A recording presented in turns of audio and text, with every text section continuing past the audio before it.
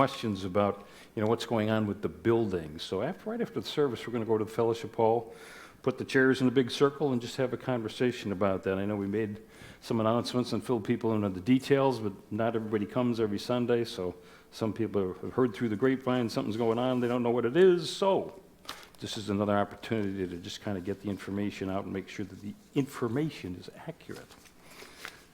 So, good morning.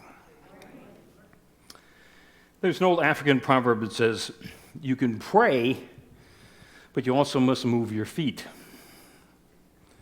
And in Unity, we have a saying that goes, go to God first, listen, then go to humans as God directs. There is sometimes a challenge in understanding that we need to connect the thinking world to the physical world. For decades during the 19th century, African slaves prayed that they would be freed. And then, of course, on January 1st, 1863, the Emancipation Proclamation was signed and put into effect by President Lincoln. And the 15th Amendment was passed in 1870, giving every adult the right to vote. However, for the next 90 years, some very stubborn European Americans wouldn't allow African Americans to vote. They'd find some other way to finagle the laws and the policies to make that not happen. So for 90 years, African Americans would pray that they would be given civil rights, equal rights, and the right to vote. It wasn't until the 1950s that a few leaders decided they needed to start taking some action, inspired by Gandhi's nonviolent approach, just civil disobedience.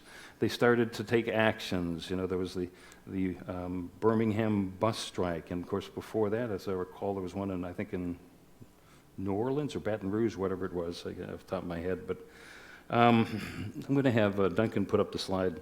In 1965, a crowd of people in Selma, Alabama, attempted to walk 50 miles to the state capital of Montgomery.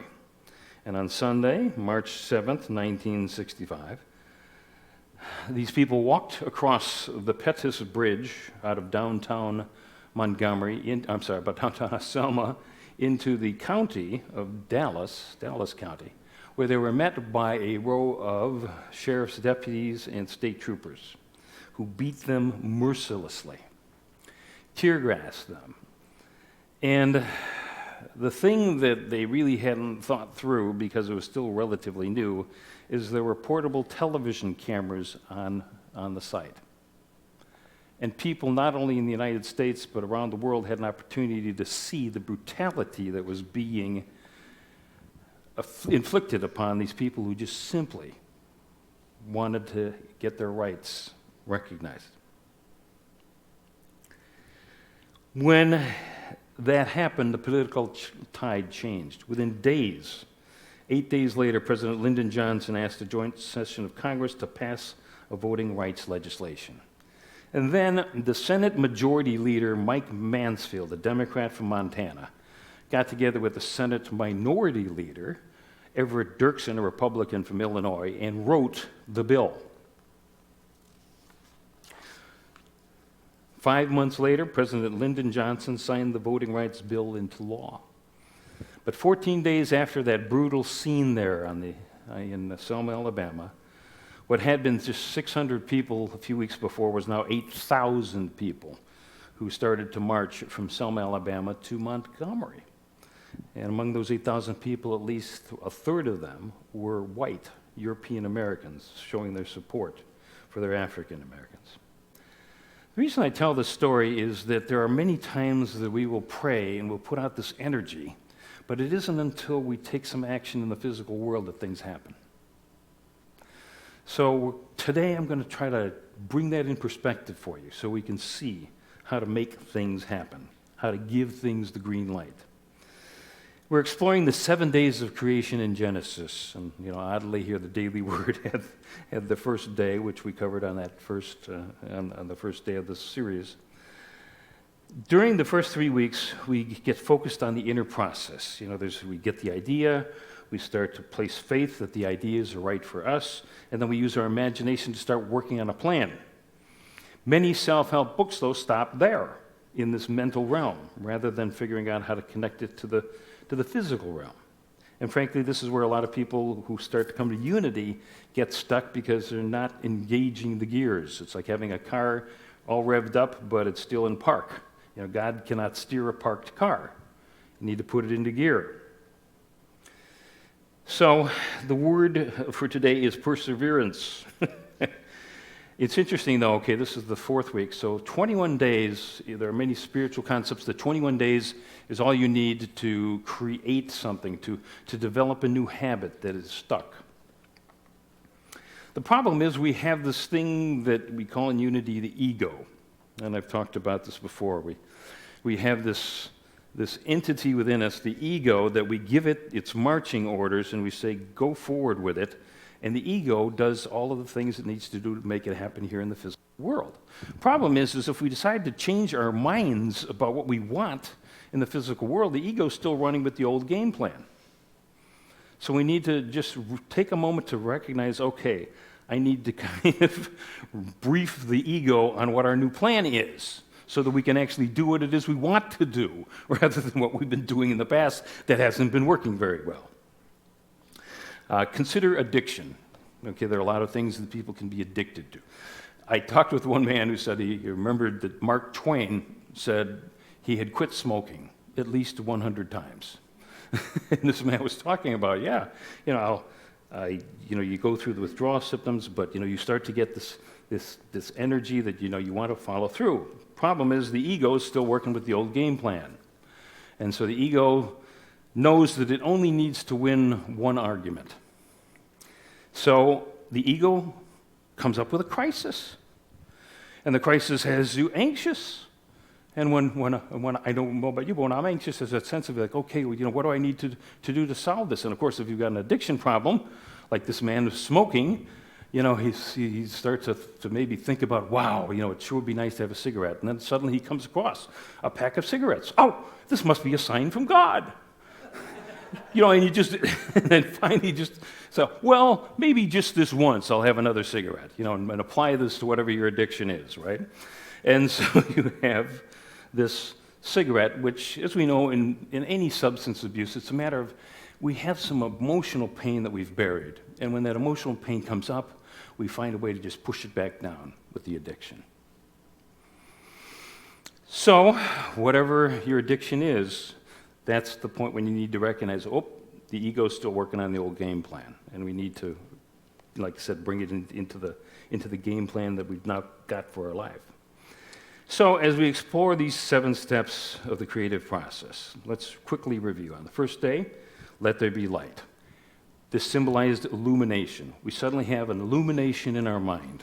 Wow, I get it. There's something bigger than me. It's not a person, it's an energy that I'm actually a part of. And if I'm co-creating with God, then my mind can be open to the divine mind and this illumination can come to me. God is ready and available to us and through us. The second day affirmation is let there be a firmament. In other words, let there be a bubble, a space in which things can happen. And that symbolizes faith. We have this remarkable ability of faith within us. And when we place that faith in this God presence and not in something in the physical world, then that presence, that mindfulness in us starts to grow. And during that particular session, I talked about how these divine ideas start to come to us. And some people ask, well, how do I know it's a divine idea and not my wounded ego, once again, trying to mislead me? And it's like, okay, first you ask, is this loving or fearful? Am I coming from love or am I coming from fear on this situation? That helps us sort it out. Second one, is this who I really am? I mean, this might have been me 10, 20 years ago, but it's not me now. And so we started forming piles. Okay, these are the things I want to create in my life. These are the things I want to let go in my life. What do you want to release? What do you want to create? Then the third day was let dry ground appear and let that land produce vegetation. And this symbolizes our imagination coming into key. So yes, there's the dry land, the vegetation, our ideas are beginning to grow. We learn to recognize our gifts, passions, and talents, and in our imaginations we form the ideas that have been inspired by the divine mind, and we start to build the plan. And that brings us to today, the fourth day. And Duncan, if you'll put up the slide. So, getting a little dry here, let's see. Genesis 1st chapter, 14th verse. And God said, "Let there be lights in the firmament of the heavens to separate the day from the night, and let them serve as signs to mark seasons and days and years. And let there be lights in the firmament of the sky to give light on the earth." And it was so. And God saw that it was good, and there was evening, and there was morning, the fourth day. So, first of all, remember I've talked about the kingdom of heaven and the kingdom of God. The kingdom of God is this absolute thing where God is always the same. All of the energy, all of the divine ideas are always there ready for us to do. And then the kingdom of heaven, when they just use that word in the Bible, it means our ever-growing awareness that we're spiritual beings having a human experience. So we've got this firmament in the heavens. And when you start looking at this literally, it's like, well, wait a minute here. Okay, on the first day, God said, "Let there be light." On the third day, there's dry land and vegetation growing. So why are we once again coming back to the lights? I mean, I thought the sun was already up there. So here again, this is a good sign that we're talking about symbolism here. Dividing the day from the night. The day represents our conscious mind. The night represents our unconscious mind. And within those realms, we're looking at understanding and will, or our willpower. So, these faculties work very closely together. But the will is something that seems almost hidden to us. Understanding is the ability to comprehend the relation between an original idea and the use of our thinking nature to carry it forward. It's the light bulb moment. Will is that part of us that gives the thought the green light. Something that just says yes and suddenly gets our butt moving. And so, consider that the sun generates the light, but the moon is simply, it doesn't generate its own light, but it reflects the light of understanding. And so when we get to that point where we understand something, then the willpower can really start to move with it. The sun and the moon. The sun, when it comes up, it is bright. It might be behind clouds, but it's there, it's constant. But it does go away for the night. But the moon, think about the moon cycle. Okay, you've got a full moon, but then it wanes, and then suddenly it disappears for 3 days. And then suddenly it starts to wax and become a full moon again over about a month's period. Doesn't that sound like your will? I mean, sometimes it's there as a full moon, sometimes it doesn't seem to be anywhere, and other times it seems to just be at a quarter or half of the energy that you need. So, when we start to realize that the will reflects the understanding of the conscious mind, then we mark the seasons and the days and the years. So yes, think of the seasons, the days, and the years of your life, and the understanding and the will and how that changes over time. Let me give you an example. On April 9th, 1982, a 17-year-old boy named Tony Cavello was working on his pride and joy, a 1964 Chevrolet Impala that he had just bought. This used car was his pride and joy, and he decided he needed to work on the suspension. So as any bright-minded young 17-year-old would do, he jacked the back end of the car up so that he could crawl underneath it and work on the suspension. Problem is, you start to move the car, and sure enough, it fell off the jack onto him. Now, right there next door was a kid who saw this all happen, and he ran to the door to scream to his mom, his 57-year-old mom, Angela Cavello. And Angela comes out, and she's screaming, and the neighbors are coming, and she reaches underneath the car and lifts it up. And the neighbors and stuff pull Tony out, and Tony was okay. Obviously, he had some injuries, but the neighbors were like just astounded that Angela was able to lift this car up. And I know I've heard other stories like that too, but this one was actually verified, the Associated Press, 1982. What happened there? You'll notice that you she bypassed her thinking nature, her reason, all of the information that she had gotten, and just did what she knew she had to do in the moment. And that was to get that car off of her son.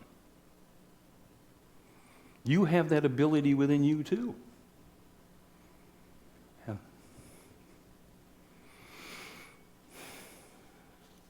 Understanding sometimes can come from experience. Nothing brings clarity like suddenly knowing the truth of spirit. There is a spiritual principle that's in unity. It's not talked about that much, but that is that sometimes you can come to a situation that seems so simple, but as you start to work with it, especially, say, the first time you walk into a unity church, and you start learning this whole different perspective on being a spiritual being, having a human experience. And it seems so simple, but as you start to dive into it, it becomes more and more complex. And then after you wrestle with it for a while, then suddenly it becomes simple again. And I hear from 12-step groups how they talk about that too. You come in, it seems simple at first, but the actual application, of the 12 steps of Alcoholics Anonymous and other addiction intervention groups like that is that, once you get past the complexity, then suddenly the simplicity makes more sense. Problem is, a lot of people want it to just be simple all the way through. An example, okay, you walk into a tavern. You're hearing phrases that are used by people in 12-step programs, one day at a time. Easy does it. But these are being said by guys sitting at the bar. And one guy says, you got to believe in something. I believe I'll have another drink. What's going on is they haven't had that complexity where they recognize, I have to really understand that this addiction is a problem for me. And of course, as you hear from so many people, it takes really hitting the bottom before they can realize and truly understand that they need to let go of this. So, as I said before, will reflects understanding.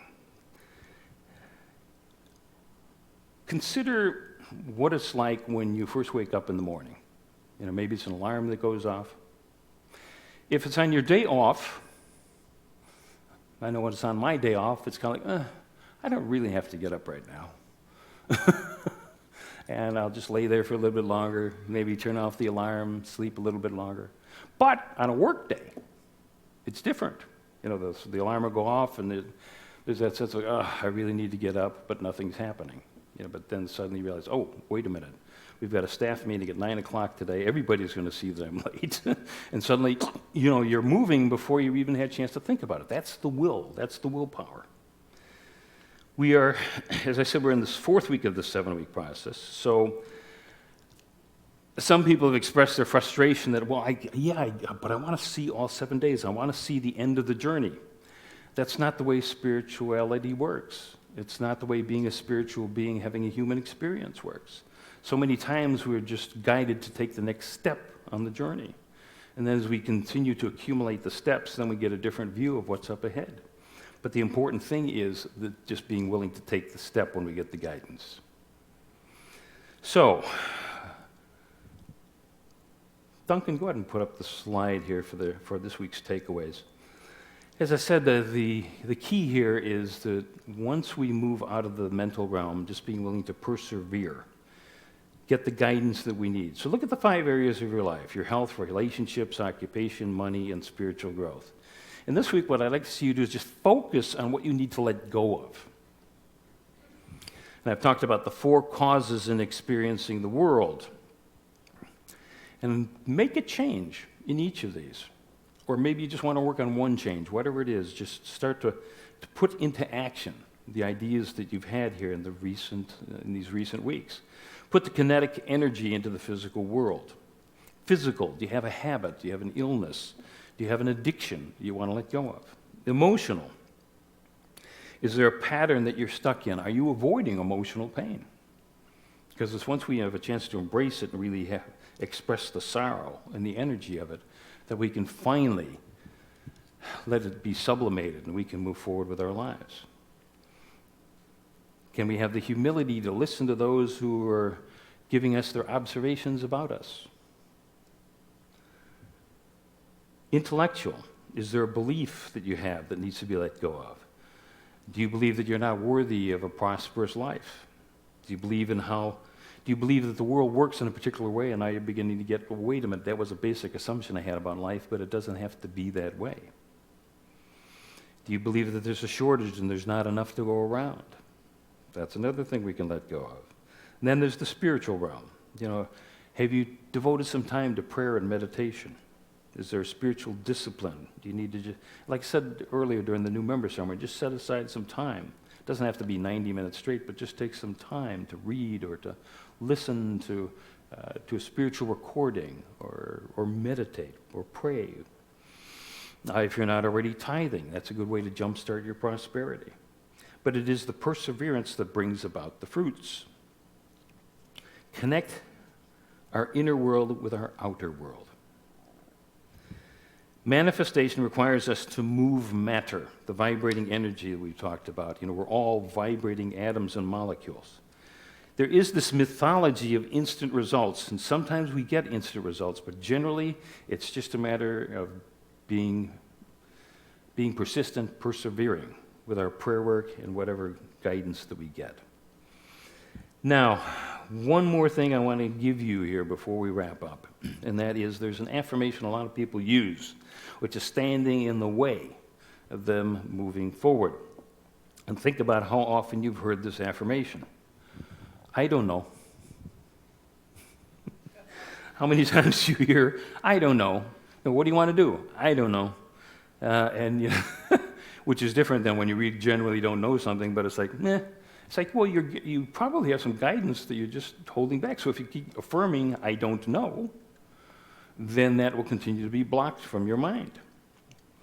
So the affirmation for this week is when you get to a spot like that and you're just like, okay, I have to make a choice, I have to make a decision, use this affirmation. I know what to do and I do it. I know what to do and I do it. Let's say that together. I know what to do and I do it. Our closing story is a 3-minute video from Steve Hartman of the CBS Evening News.